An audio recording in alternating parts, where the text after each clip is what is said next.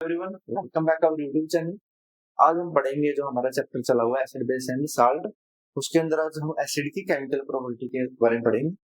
तो जो एसिड की पहली केमिकल प्रॉपर्टी है रिएक्शन विद मेटल्स। जो एसिड है वो मेटल्स के साथ रिएक्शन करते हैं और H2 गैस क्या करते हैं, रिलीज करते हैं। तो जैसे कोई भी मेटल मान के चलो सोडियम मेटल है, जब भी ये किसके साथ रिएक्शन करेगा, किसी एसिड के साथ रिएक्शन करेगा, किसकी फॉर्मेशन करेगा, तो साल्ट की। साल्ट कैसे बनेगा, तो सोडियम है तो इस पे कौन सा चार्ज होता है, +1, और यहाँ नेगेटिव लो क्लोरीन पे कितना होता है, -1। इन दोनों ही क्रॉस से क्या बनेगा, NaCl, और साथ में कौन सी गैस रिलीज होगी, H2 गैस रिलीज होगी।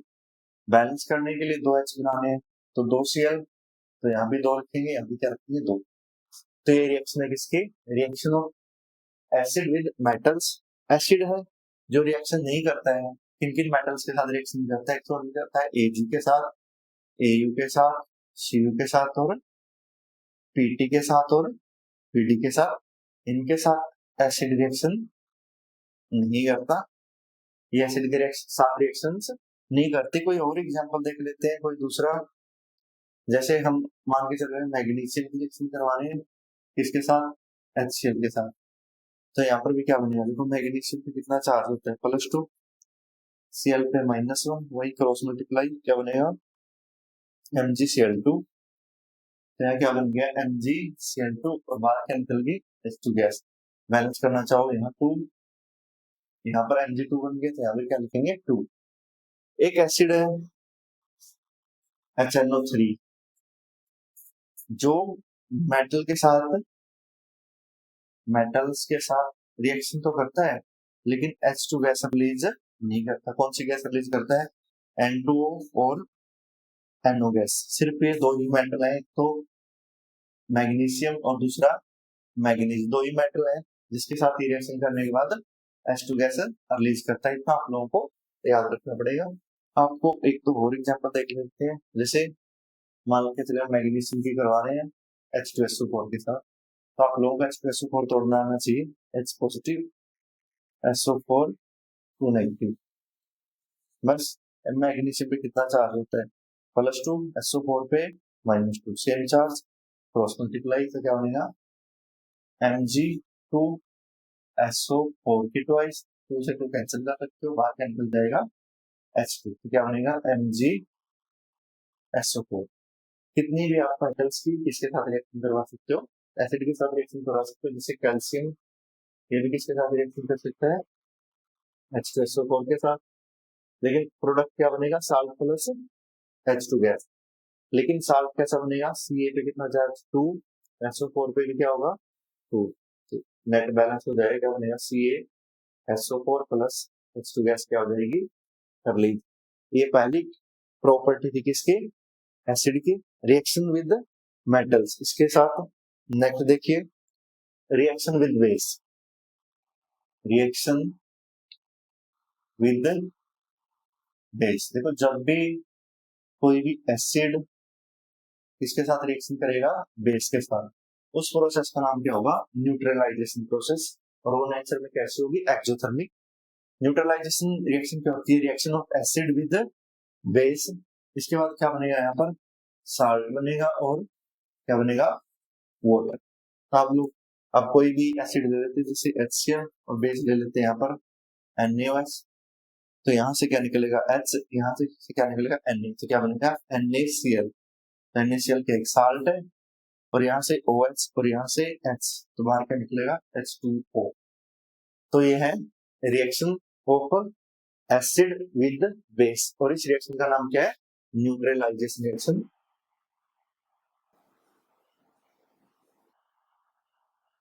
Reaction of acid with base to give salt plus water. Bore करवा सकते हो आप लोग।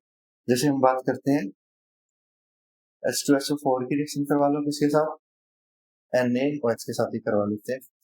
तो अब देखो SO4 नेगेटिव है, Na के साथ साल्ट बनेगा Na2SO4। चार्ज आप लोगों को पता ना, Na पे 1 होता है, SO4 पे 2, इसलिए ऐसे होगा। और यहाँ पर क्या बनेगा, H2O। रिएक्शन को बैलेंस करना चाहो बैलेंस कर सकते हो, नहीं करना चाह रहे हो तो बैलेंस मत करो, वो आपकी चॉइस है। टॉपिक है reaction of acid with base, तो क्या बनेगा साल्ट प्लस वाटर। इसके बाद नेक्स्ट देखिए, इसके बाद रिएक्शन विद मेटल ऑक्साइड। अब देखो मेटल के ऑक्साइड भी नेचर में कैसे होते हैं, बेसिक। तो यहाँ पर भी वही प्रोसेस मिलेगी, मान के चलो HCl है, कोई मेटल का क्या है बेस है, जैसे Na2O ले लेते हैं, ये मेटल का क्या है बेस है, तो यहाँ पर भी क्या बनेगा साल्ट प्लस वाटर। आपको बस ध्यान में रखना है कि जो मेटल के ऑक्साइड होते हैं वो नेचर में कैसे होते हैं बेसिक, जैसे H2SO4 की रिएक्शन किसके साथ कर लेते हैं CaOH की ट्वाइस, तो सीधा याद रखना है यहाँ से क्या जाएगा SO4 किसके साथ Ca के साथ, क्या बनेगा कैल्शियम सल्फेट प्लस यहाँ पर क्या बनेगा H2O। रिएक्शन को बैलेंस करना चाहो तो आप लोग रिएक्शन को बैलेंस कर सकते हो। इसके बाद next reaction with metal carbonate, metal के कार्बोनेट के साथ रिएक्शन। देखो मेटल एक कार्बोनेट है जिसके Na2CO3 जैसे मानते हैं, कार्बोनेट के होते हैं जिनके ऊपर -2 चार्ज है, सोडियम पे कितना होता है 1 2 क्रॉस मल्टीप्लाई, तो कार्बोनेट बनेगा। जैसे मैग्नीशियम है 2 कार्बोनेट पे 2 क्रॉस मल्टीप्लाई, तो क्या बनेगा MgCO3। ये सभी मेटल्स के कार्बोनेट है, और जब भी मेटल्स के कार्बोनेट किसके साथ रिएक्शन करेंगे एसिड के साथ, तो क्या बनाएंगे वो देखना आप लोगों ने, एक तो बनाएंगे साल्ट, एक CO2 gas plus H2O water, ये आप लोगों को याद ही रखना पड़ेगा इतना। तो उसके बाद हम एग्जांपल देख लेते हैं, पहला एग्जांपल देख लेते हैं, जैसे ये देख लेते हैं, मान लो सोडियम कार्बोनेट है तो किसके साथ रिएक्शन कर रहा है HCl के साथ, तो आप लोग सीधा बता दो बस C का Na के साथ क्या बनेगा NaCl, बाहर क्या निकलेगा CO2 प्लस H2O। ऐसे ही आप रिएक्शंस को क्या कर सकते हो बैलेंस करना चाहो तो बैलेंस करना कर सकते हो, 2H तो 2 हो गया, Cl 2 है तो यहाँ भी 2, तो Na 2 है ही था। तो इस तरीके से हम रिएक्शन को क्या कर सकते हैं बैलेंस भी कर सकते हैं। तो नहीं तो आपको याद करना पड़ेगा कि मेटल का कार्बोनेट है वो किसके साथ रिएक्शन करेगा एसिड के साथ रिएक्शन करेगा, तब क्या रिलीज करेगा salt plus CO2 plus H2O। For example देख लेते हैं, जैसे कैल्शियम कार्बोनेट है वो H2SO4 के साथ रिएक्शन करेगा, तो आप लोगों को यहाँ हिंट होना चाहिए कि कैल्शियम मेटल है और यहाँ इसका नेगेटिव चार्ज SO4 है, तो क्या बनेगा साल्ट में CaSO4। साल्ट का मतलब होता है पॉजिटिव नेगेटिव को जोड़ना होता है, जितना पॉजिटिव उतना ही नेगेटिव, तो अब यहाँ क्या बनेगा CO2 प्लस क्या रिलीज होगा H2। यहाँ से MCQ टाइप का क्वेश्चन बन सकता है कि कोई मेटल का कार्बोनेट है वो एसिड के साथ रिएक्शन करता है, कोई गैस रिलीज होती है उसका नाम बताओ, या फिर ये साइड प्रोडक्ट्स को आप लोगों से पूछ सकता है। इसके बाद नेक्स्ट देखिए reaction with metal hydrogen carbonate. अब हाइड्रोजन कार्बोनेट का फॉर्मूला होता है HCO3 नेगेटिव। अब किसी के साथ बनाना है तो सोडियम के साथ बनाओगे 1 1 तो बनेगा NaHCO3, मैग्नीशियम के साथ बनाओगे HCO3 नेगेटिव, तो यहाँ 1 क्या बनेगा MgHCO3 की ट्वाइस। ये सभी के सभी क्या है मेटल के हाइड्रोजन कार्बोनेट है, और इनके साथ रिएक्शन करके भी एसिड क्या बनाता है CO2 प्लस H2O, और वही आपका साल्ट, या फिर आप लोग ऐसे बोल सकते हो साल्ट CO2 और H2O बनाता है। फॉर एग्जाम्पल हम लिखते हैं, जैसे सोडियम हाइड्रोजन कार्बोनेट ले लेते हैं एसिड के साथ रिएक्शन, वही यहाँ से Cl यहाँ से Na, तो बाहर क्या जाएगा NaCl, यहाँ लिखो CO2 प्लस H2O। और कोई एग्जाम्पल लेते हैं, जैसे मैग्नीशियम का ले लेते हैं HCO3, मैग्नीशियम का हाइड्रोजन कार्बोनेट है और इसके साथ रिएक्शन कर रहे हैं मान लो H2SO4 के साथ, तो SO4 का मैग्नीशियम के साथ साल्ट बना दो बस, MgSO4 बाहर निकलेगा CO2 प्लस H2 और एग्जाम्पल कर सकते हो जैसे कैल्शियम कार्बोनेट है, sorry calcium hydrogen carbonate CaHCO3, इसके साथ रिएक्शन करवा दो, मान के चलो आप कोई और ले लेते हैं HBr के साथ, ये भी एसिड है, तो क्या बनेगा CaBr2, क्योंकि Br पे कितना चार्ज होता है -1, तो इसको बैलेंस करोगे ऐसे BrCa, इस पे 2 या 1 वही करो, क्या बनेगा CaBr2, साथ में क्या बनेगा CO2 प्लस H2। इतनी रिएक्शन आप लोगों को याद रखनी है किसके, एसिड की। इसके बाद हम शुरू करते हैं, हमारा जो नेक्स्ट टॉपिक है वो बेस। बेस की कुछ प्रॉपर्टी पढ़ लेते हैं पहले। तो बेस की पहली प्रॉपर्टी है, ये रेड लिटमस पेपर को किसमें कन्वर्ट करता है, ब्लू में। पहली प्रॉपर्टी, लिटमस पेपर एक इंडिकेटर होता है जो हमें बताता है कि कोई चीज एसिडिक है, बेसिक है या फिर क्या है, न्यूट्रल है। तो उसमें हमारा जो रेड लिटमस पेपर है, अगर हम उसको कोई बेस का सोल्यूशन लेते हैं तो उसमें डालकर देखते हैं तो उसका रेड कलर था तो कौन सा कलर हो जाएगा, ब्लू। अगर उसका पहले ही ब्लू है तो फिर उसके कलर में कोई चेंज नहीं आएगा, उसको हम क्या बोलते हैं, बेस बोलते हैं। नेक्स्ट डेफिनेशन, ये बिटरिंग टेस्ट होते हैं। बिटर मतलब ये कड़वे होते हैं। और आप लोगों के लिए एक लॉजिकल बात बताऊंगे, जो कॉफी नहीं होती है वो कड़वी होती है, लेकिन वो बेस की बजाय क्या होती है, एसिड होती है। इसके बाद इनका जो पीएच है, पीएच में बता चुका हूं, पीएच क्या होगा, लेस नहीं, मोर देन 7, 7 से ज्यादा पीएच होगा इनका, 7.1 से लेकर 14 तक इनका पीएच क्या हो सकता है, लाई कर सकता है।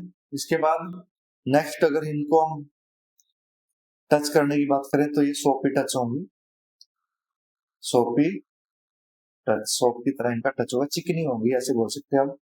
इसके बाद जब भी हम इनको किसके अंदर डालेंगे, वाटर के अंदर डालेंगे, जैसे वाटर के अंदर हमने कोई भी क्या डाल दिया, बेस डाल दिया, तो hydroxide ion, OH negative ion क्या करेगा, रिलीज करेगा हाइड्रोक्साइड आयन। नेक्स्ट ये H पॉजिटिव का क्या करते हैं, गेन करते हैं, इलेक्ट्रॉन पेयर का क्या करते हैं, लॉस करते हैं। तो H पॉजिटिव का मतलब क्या होता है, प्रोटॉन, ये प्रोटॉन का क्या करते हैं, गेन, और इलेक्ट्रॉन्स के पेयर का क्या करते हैं, लॉस करते हैं। उनको भी अभी क्या बोलते हैं, बेस। ये कुरेसिव होते हैं। कुरेसिव का मतलब है अगर हमारी स्किन पे गिरे तो हमें बर्न महसूस होगा, जलन महसूस होगी। ये सारी की सारी प्रॉपर्टी किसकी, बेस की है।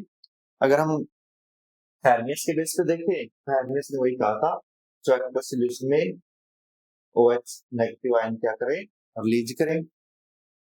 ब्रोंचिन ने कहा था जो H पॉजिटिव का गेन करे, लेंस ने कहा था जो इलेक्ट्रॉन पेयर का लॉस करे। ये सभी के सभी किसकी डेफिनेशंस है, बेस की डेफिनेशंस है। बेस में क्या क्या खास बात है, ये नेचर में कैसा होता है, बीटर होता है, H पॉजिटिव का गेन करता है, ये प्रोटॉन का गेन करता है, हाइड्रोक्साइड आयन का लॉस करता है, सोपिन टच होता है, क्रेसिव इन नेचर होता है, blue liquid paper, sorry red को किसमें कन्वर्ट करता है, ब्लू में। ये सारी सारी किसकी फिजिकल प्रॉपर्टी है हमारे बेस की। इसके बाद इसकी केमिकल प्रॉपर्टी देखिए। इसकी केमिकल प्रॉपर्टी के अंदर आप लोग पढ़ रहे हो, पहली केमिकल प्रॉपर्टी है रिएक्शन विद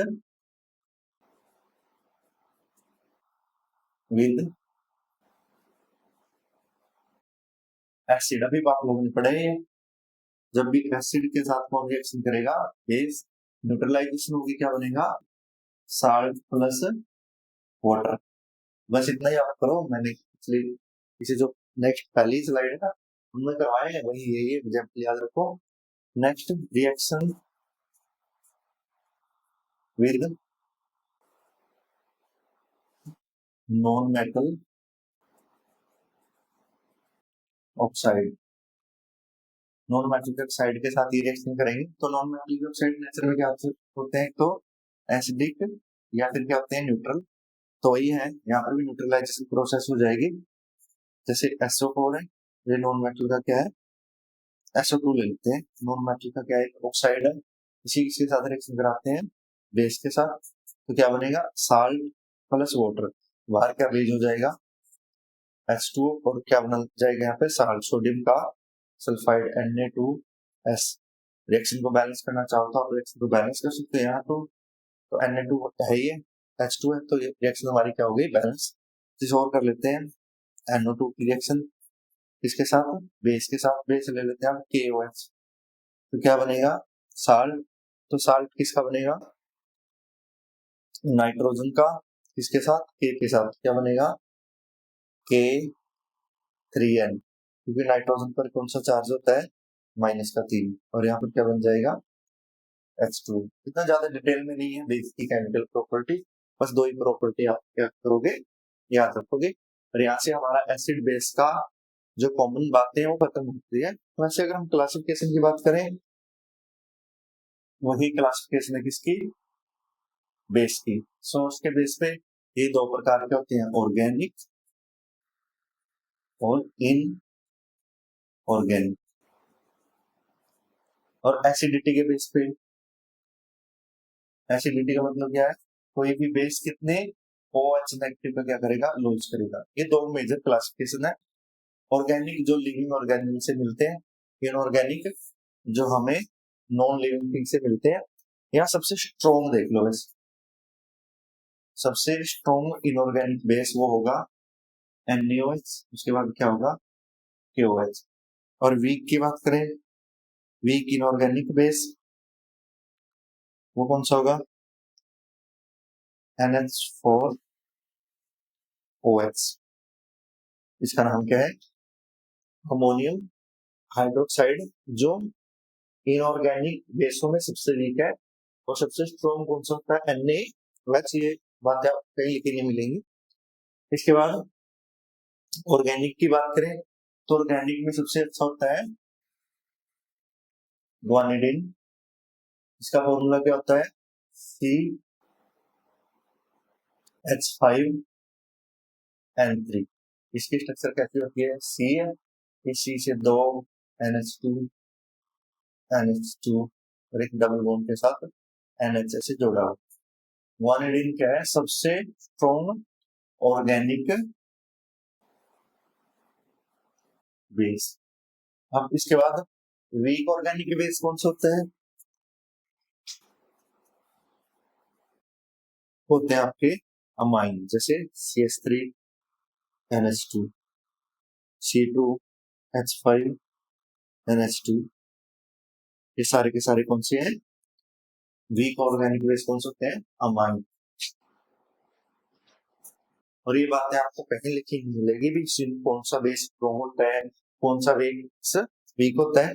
इसके बाद POH, POH भी हमें किस चीज के बारे में बताता है, जैसे PH हमें किसके बारे में बताता है, कोई भी एसिड स्ट्रॉन्ग है या फिर कोई एसिड क्या है, वीक है, इस चीज के बारे में हमें कौन बताता है, पीएच। तो जितना कम पीएच होगा उतना ही अच्छा क्या होगा, वो एसिड। ऐसे ही पीओएच भी हमें किसके बारे में बताता है, बेस की स्ट्रेंथ के बारे में बताता है। जितना कम हमारा क्या होगा पीओएच, उतना ही स्ट्रॉन्ग क्या होगा वो बेस। और पी एक मैथमेटिकल ऑपरेटर जो हम लोगों को बताया था, तो पीओएच को लिखने का क्या है, माइनस लॉगरिथम ऑफ OH। तो अगर हमें कोई OH की कंसेंट्रेशन दे और 10 की पावर माइनस का 9 दिया, तो आप POH यहाँ से निकाल सकते हो। कैसे निकालोगे, माइनस लॉगरिथम 10 की पावर -9, माइनस आगे आएगा, माइनस माइनस हो जाएगा प्लस, log 10 कितना होता है 1, तो 9 क्या आ गया इसका POH। अगर आप लोगों ने इसकी कैलकुलेशन करनी, तो यहाँ पर भी हमारा जो बेस टॉपिक है वो भी क्या हुआ, समाप्त हुआ। इसके बाद जो नेक्स्ट टॉपिक करेंगे हम कुछ साल से रहते हैं, और हमारा एक टॉपिक रहता है जिसका नाम क्या है, इंडिकेटर्स।